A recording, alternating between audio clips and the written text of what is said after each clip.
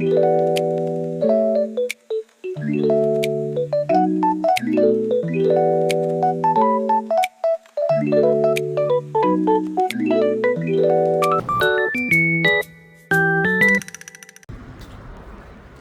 ္ဂလာပါဒီလိုဖြစ်ပါတယ် Paris Baguette Site ကိုတော့ဖြစ်ပါတယ်အဲ့နေရာမှာဘာတွေရလဲဘာတွေစားလို့ရလဲဆိုတာပြပြီးသွားမှာဖြစ်ပါတယ်ဒီနေ့တော့ကျွန်မကဗမာလူနဲ့ပဲပြောတော့မှာဖြစ်ပါတယ်ဗမာစကားတိတ်တော့အတာမပေးပေမဲ့အကောင်းဆုံးစူးစမ်းပြီးတော့ပြောတော့မယ်ပေါ့နော်မုတ်တွေကကြတော့မုတ်အမျိုးအစားမျိုးရှိတယ်ဆိုတော့ကိုစားချင်တဲ့အကိုတောက်ရွေးလိုက်ယူပါပဲအီးမျိုးစုံလဲရပါတယ် birthday cake ရဲ့ birthday ပစ္စည်းတွေလည်းရှိတယ်ဆိုတော့အရင်ကအဆင်ပြေတယ်ပေါ့နော်ကျွန်မကတော့ပုံမုတ်ရဲ့ green tea ရဲ့ jelly လေးကိုပဲစားလိုက်ပါမယ်ဆိုင်ကတော့နှစ်ထပ်ဆိုတော့ပထမထပ်မှာစားစာတွေရောင်းပြီးတော့အပေါ်ထပ်မှာထိုင်စားရပါတယ်မာထားတဲ့မှုတွေရပြီဆိုတော့အပေါ်တက်ပြီးစားပါတော့မယ်ရှင်အပေါ်ထက်ကတော့အရန်ကိုတက်ရက်ပြီးတော့ view လဲအရန်လှနေပါတယ်ခုတော့စားပါတော့မယ်ရှင်ဒါလေးကကျွန်မစားမဲ့မုတ်လေးပါမုတ်လေးကတော့ကျွန်မအရန်ကြိုက်ပါတယ်ကြည့်လို့လဲကောင်းတယ်လို့စားလို့လဲကောင်းပါတယ်တောက်စရာလေးကတော့ကျွန်မက green tea ကိုပဲယူလိုက်ပါတယ်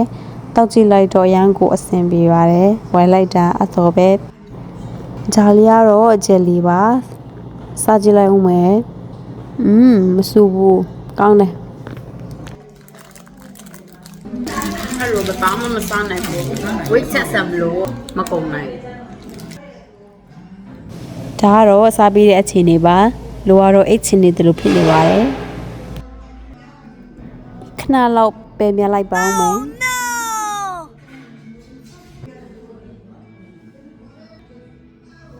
ဒါလေးကြတော့ချင်းစတော့ပဲပါတယ်ဆိုတော့ဒီလောက်ထိုင်လို့ရအဆင်ပြေတယ်ပေါ့နော်ဘို့ကျမတာထိုင်နေတဲ့နေရာဆိုရင်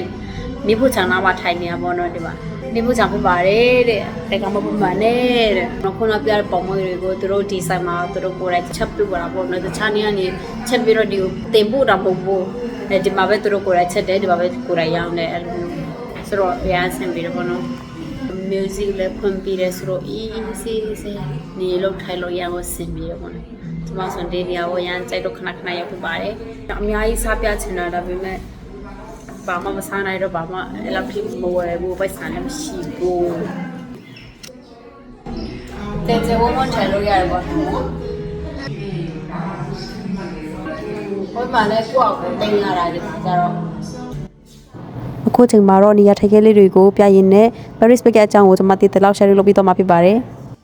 Paris Baguette က1988ခုနှစ်မှာကိုရီးယားလူမျိုးဟာယောင်ရင်ဆိုတဲ့ entrepreneur တယောက်ကစတင်တည်ထောင်လာဖြစ်ပါတယ်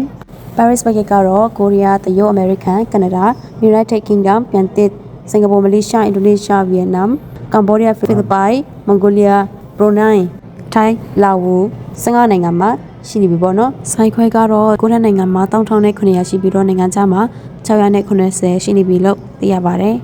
ဒါလည်းတော့ကျွန်မသိတဲ့လောက်ပလေးပါရှင်အခုတော့အိမ်ပြန်လာမဲ့ဖြစ်ပါတယ်အိမ်ပြန်လာမှာမိုးကြိုးချောင်းသွေးတော့ခဏလောက်ဝန်ဆော့လိုက်ပါအောင်မယ်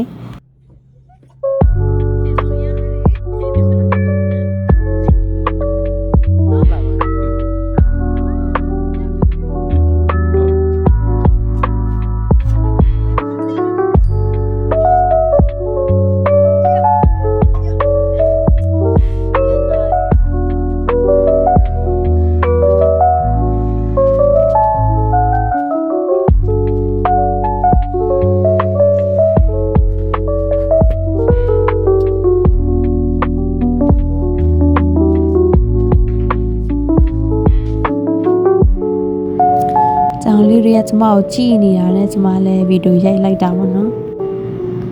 ဟိုဒီဒီပင်လည်းရမ်းလာပါတယ်။အရွက်လဲလလာလေးဆိုတော့ခဏနဲ့လေးကောက်လိုက်အောင်မယ်။အဝါရောင်လေးဒီနေ့ဗီဒီယိုကတော့ဒီလောက်ပဲဖြစ်ပါတယ်။အားလုံးကြည့်ပြီးကြတဲ့အတွက်ကျေးဇူးတင်ပါတယ်။နောက် vlog မှာဒီထက်ပိုကောင်းအောင်စူးစမ်းသွားပါမယ်။အားလုံးပဲတတ်တာ